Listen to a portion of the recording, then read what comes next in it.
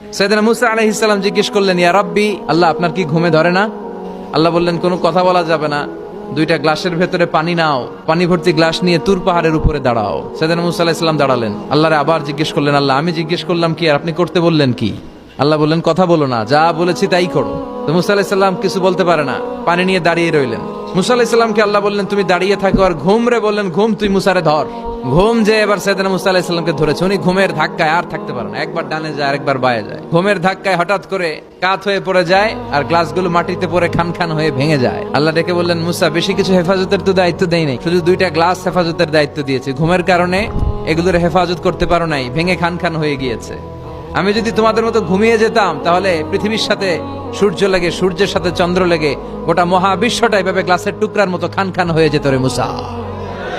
এজন্য লা তাখুযুহু সিনাতু ওয়ালা নাওম, আমার ঘুমেও ধরে না, ঘুমের আগে যে তন্দ্রা আসে ওইটাও ধরে না।